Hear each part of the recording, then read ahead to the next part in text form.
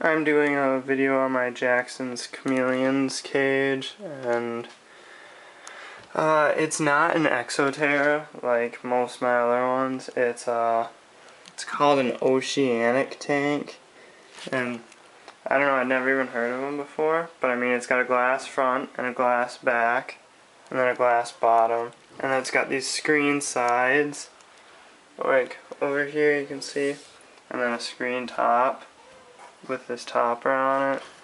So I mean, it's got everything that you'd need for the respiratory issues that these guys are known to have, and everything in this cage is super smooth, so when he grabs onto it he doesn't puncture his hands in any way and gets any infections.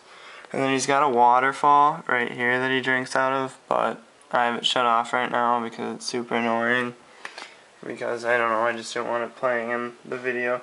And his name's Hugh, not like Hugh Hefner, but Hugh like the color spectrum. And as you can see, that's him right there. He's really good looking. He's got yellow spikes on his back all the way down to his tail. But I mean, he's super active. He's surprisingly, out of all my reptiles, for being the slowest one, he's the most active. But I'd say he's about 1.5 years old, and he's trying to stay really still, like I don't see him. But I totally do. And but he's got one of these large Exoterra plants, or vines right here, that totally looks like pot, but whatever. And then he's got another one right here, but it's one of the different kinds. And I've got that peat moss down at the bottoms to make it look like the branches are actually like growing. And I've got this mega plant, and it's an Exoterra too. It's for those poison dart frogs, so they can lay their eggs in the bottom of it. But you know, I just thought that it looked really good in here, so I just leave it in here. But all the branches they're all clean and good, and I've washed them all the time, so they're never covered in reptile matter. And then I just bought that background today. I just ordered it, and it's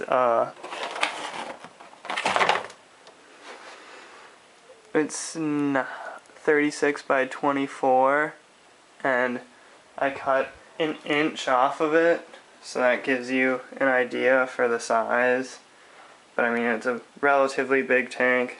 This should house him for his entire life, because I mean, I'm not going to breed him or anything. I have no interest in him. I actually just like him for him. I don't need any money out of him. I think he's a great pet, so I don't see the point of breeding him. I don't want more if he's the perfect one.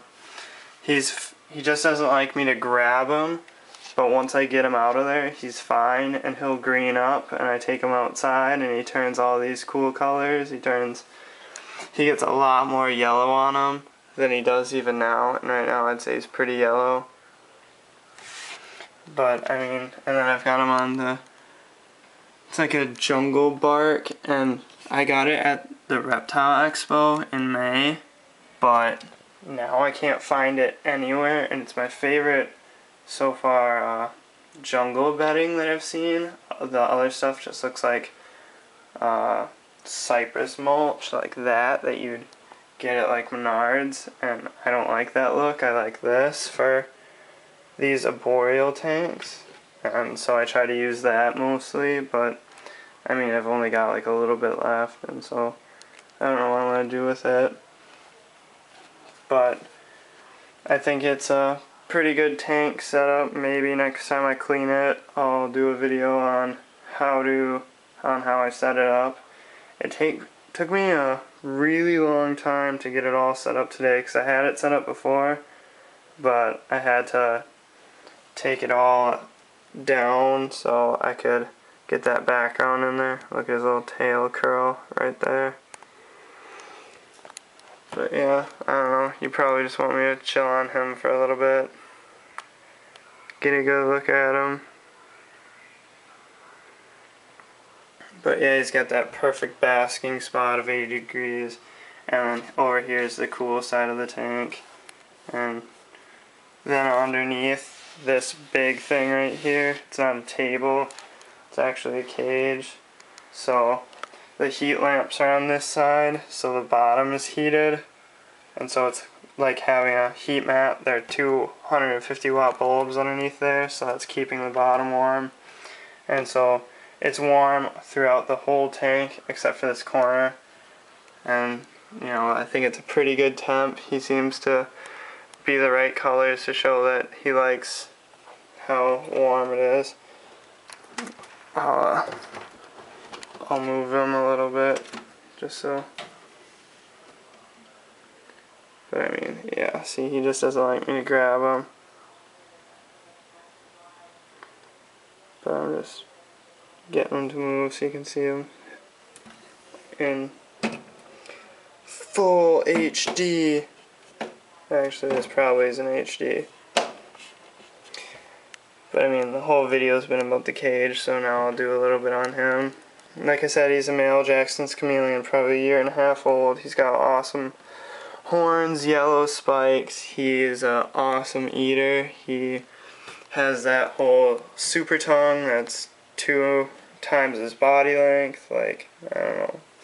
Can see in all different directions.